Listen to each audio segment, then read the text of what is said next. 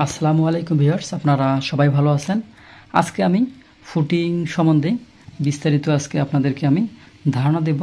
তো আমি এখানে একটা ফুটিং এঁকেছি, অর্থাৎ এটা ফাউন্ডেশনের একটা ফুটিং এবং সাথে কলাম, এখানে সেকশন দেওয়া আছে। এই রডগুলো ব্যাপারে ডিটেলস বলবো, তার সাথে গুরুত্বপূর্ণ কিছু তথ্য থাকবে। আপনারা ধৈর্য সহকারে ভিডিওটা দেখেন।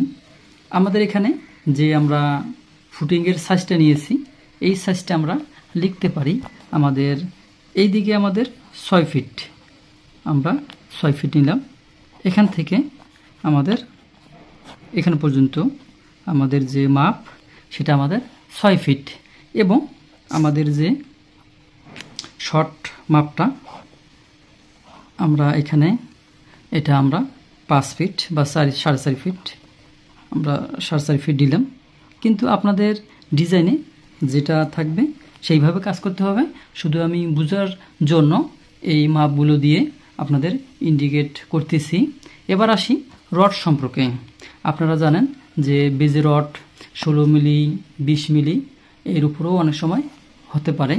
আমরা এখানে যেই রডগুলো চিহ্নিত করব তা হচ্ছে এই রডটা আমরা চিহ্নিত করব। আমরা এটাকে এ রড দিয়ে চিহ্নিত করি, এরপর এর আমরা ডিটেলসটা লিখব। এরপরে যেটা থাকলো আমাদের এই রডটা, আমরা এটাকে বি দিয়ে সূচিত করলাম। তো আমরা এ বি দুইটা রড পেয়ে গেলাম। এখন আমরা যদি এখানে লিখতে যাই যে আমাদের এ রডটা আমরা লিখলাম।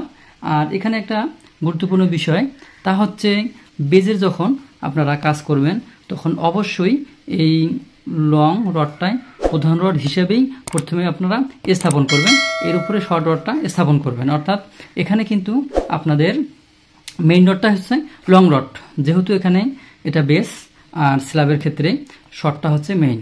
আমরা এটাকে মেইন রড হিসেবে আমরা ডিজাইন করব। আমরা ধরব যে আমাদের এটা মেইন রড, এর আমরা ডায়া দেব 20 mm। এটা আমরা দিব 4 ইঞ্চি সেন্টার টু সেন্টার। অর্থাৎ এই একটা রডের এখান থেকে আরেকটা রডের সেন্টার হবে কত?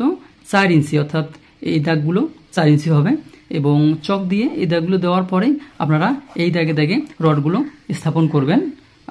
তো আমাদের এ চলে গেল। এবার আসলো বি রড। আমরা বি রডটা এদিকে লিখি, আমরা বি রড দিলাম।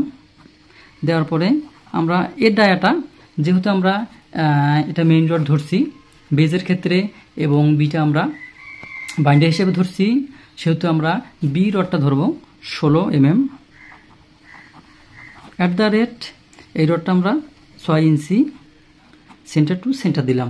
অর্থাৎ আমরা এখানে যে লং রড সেটাকে মেইন রড ধরলাম, সেটা আমরা 4 ইঞ্চি এবং বি রডটা অর্থাৎ এই দিকে যে চলে গেছে এই রডটা আমাদের 16 mm রড 6 ইঞ্চি সেন্টার টু সেন্টার আমরা ধরে নিলাম। এখন আমরা যে এখানে ক্রস সেকশন এঁকেছি এই সেকশনটার বিবরণ দেব। আমরা যদি এই বেসটা অর্থাৎ এই ফুটিংটা যদি এই দিক দিয়ে আমরা কেটে নেই এবং এ সেকশন যেমন এক্স সেকশন, আমরা মনে করি যে এটা এক্স সেকশন, তো এখানে আমরা লিখতে পারি সেকশন এক্স। আমরা এক্স সেকশন পেয়ে গেলাম।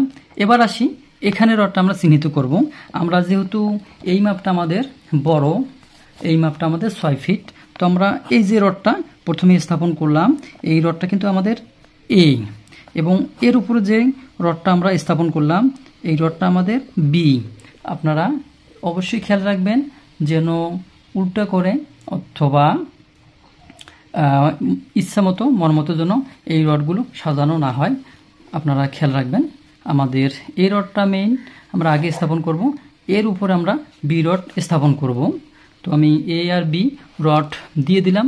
এরপরে আসি আমাদের এখানে যে কলমটা আছে এই কলমটার মাপটা আমি দিয়ে দিই।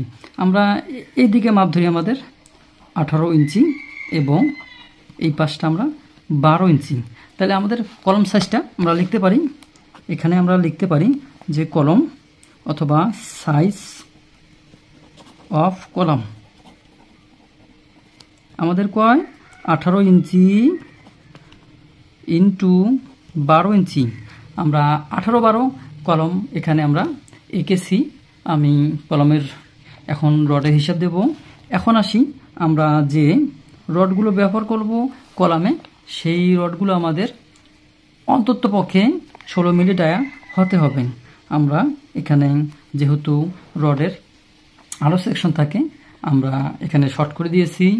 আমরা এখানে 4টা রড, অর্থাৎ মিনিমাম আপনারা মনে রাখবেন যে মিনিমাম আপনাদের 4টা রড দিতে হবে একটা কলামের ভিতরে। এর উপরে আপনারা দিতে পারেন, আপনাদের ক্যালকুলেশন অনুযায়ী দিতে পারেন, কিন্তু মিনিমাম 4টা রড দিতে হবে। তা অবশ্যই 16 মিলি ডায়া হতে হবে, এর নিচে কিন্তু কখনোই দেওয়া যাবে না। এরপরে এখানে আসি যে আমরা স্ট্র্যাপ ব্যবহার করছি। এই স্ট্র্যাপগুলো কিন্তু বিভিন্ন মাপের হয়, আপনারা জানেন। বেজে অর্থাৎ ফুটিং যে আমরা শর্ট কলাম বলে থাকি, এখানে 1 মাপ এবং উপরে 3 জায়গায় 3 রকম মাপ থাকে।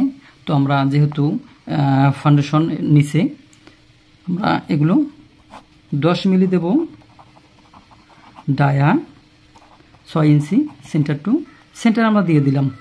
এই রডটা আমরা 6 ইঞ্চি পরপর আমরা স্ট্র্যাপ অর্থাৎ চুরিগুলো স্থাপন করব, এটা আমরা এখানে দিয়ে দিলাম। এবার আসি এই জায়গায় অর্থাৎ মেন জায়গায়, এটা হচ্ছে মাটাম।